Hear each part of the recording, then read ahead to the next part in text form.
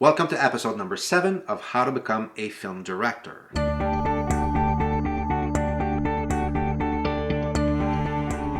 Now let me start this one by asking you a simple question. What makes the difference between a great filmmaker and a good one? Or a great filmmaker and, well, all the others? What makes Steven Spielberg being Steven Spielberg? Or Martin Scorsese being Martin Scorsese? The answer is the details. They're so focused on every aspect, every details of their movie. Everything you see on screen is there for a specific reason. That's what sets them apart, the details. And today I'm going to be talking about two of those things that if you master well enough, you could elevate yourself above the other. Now I'm talking about the movements and the positions on screen. Let's start with the movements. We have to go back to how our brain is programmed. The normal thing for us is to go from left to right. That's how we've learned to read. We read from left to right. So everything that happens from left to right is the normal thing for us. If I want to go forward on screen, I'm going to be going from left looking right. I'm going forward. I'm going to my future. I'm going to a good place probably. I'm going to work. I'm getting in my car. I'm leaving the house. I'm getting in my car. I'm driving on the country road. I'm crossing the bridge. I'm entering the city. Everything has to go from left to right. And you need to apply continuity on that. Because if I exit the house this way, I get in the car this way, I cross the bridge this way, all of that is confusing. And that's where you seem to be out of control. That's the difference between a great and an average filmmaker. So remember, the direction is very important. Now, most of the time, your protagonist, your hero, your main character should be going in that direction.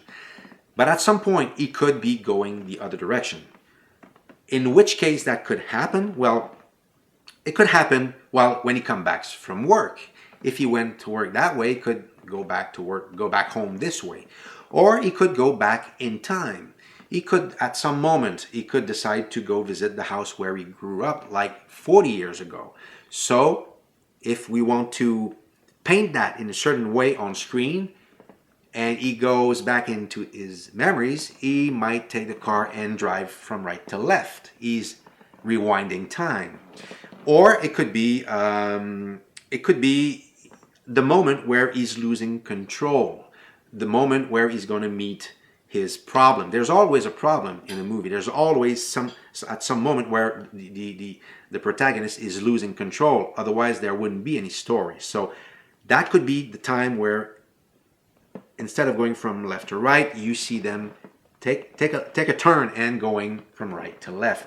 Now he's going to go face his problem. By opposition to that, the antagonist, the villain,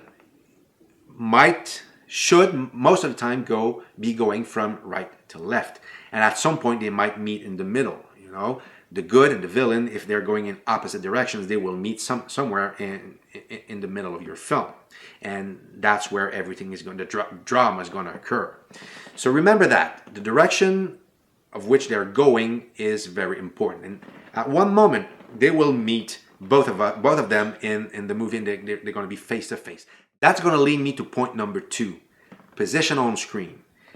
The first time or every time we should see the good and the bad on screen, the hero should be there and the villain should be on the right looking left. That's the normal thing. That's a normal thing to show to the audience, and the audience everything will feel normal. The good one wants to go further, and the villain is probably stopping him to go where he wants to go. Now, maybe they might fight together, and in the fight they might exchange place many times. But remember the 180-degree rule. At one moment, they should go back to their place, or if they change place, that might be the place where a critical moment where the villain is taking control, because the villain is now on the opposite side, looking forward, and the good one, your hero, has to turn back to look, to face his problem, to face, to face his problem. So remember that. The normal thing is going from left to right, and if you do things that are going in the other direction, it will lead us subconsciously towards a loss of control. Now let me show you an example of a short film I did years ago. Here we start the movie by seeing the villain first. And I've decided on purpose to put him on left facing right, backwards, because I've wanted from the very beginning of the movie, I've wanted to put him in control of the situation. He's about to do something bad. And here we will see the protagonist, the inspector. He's entering the frame from left to right, so everything is good so far in his life, right? But watch which side of the camera he decides to go. He should be going right. But watch which side he picks, and watch what will happen. You're going the wrong way, buddy. If you go that side, something wrong is going to happen to you. And the phone rings, and he goes back to his desk, and watch how he's going to sit. He's going to be sitting right facing left, so in the weaker position, not in control at all. And when we will come back to our villain, he's going to be in control, big in the frame from left facing right. That should be the position of our hero normally. So I've decided on purpose to do that the other way around, to make the audience feel the danger. So they're having a conversation. He's telling him that he's about to do something wrong, but when we will come back to the inspector, he will choose to go from left to right, the way the camera is placed. But I did that again on purpose, to let the audience feel that, oh, everything's going to be fine after all. But watch again. He's about to exit the building. He could go right, but he decides to go left. He's going to get in his car, sit in his car, and he's going to exit the frame going left. So he is going to the unknown, to the danger zone, because he's chasing the villain. I didn't want to make him go from left to right, because he was not going to confront the villain, but he's chasing him. He's running after him.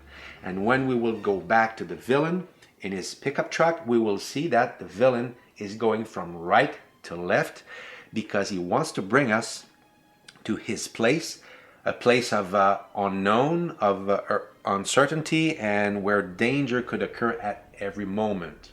So see, that's the pickup truck, and every time we will go from the villain to our police inspector, they will always go, both of them will go from right to left, because they're chasing one after the other, and we're going to an unknown place where I wanted the audience to feel that something bad was about to happen, and you just have to underscore that with a very dramatic music, and everything works very fine. Watch how strange it is when they go from right to left. We're not used to see that. We immediately know that something is wrong. He's walking in the wrong direction. So that was just a way for me to show you that you can do the complete opposite that what is normal to do, but it will create something different. The reaction, the perception of the audience will be totally different. Now that was it. Hope it was helpful. Thank you for watching, and if you liked it, well, give me a thumbs up, and keep on sharing to your friends, and for those who haven't subscribed so far, please do so. And thank you for all the others, because I've just crossed 500 subscribers. Thank you very much, and see you at episode number 8. Ciao.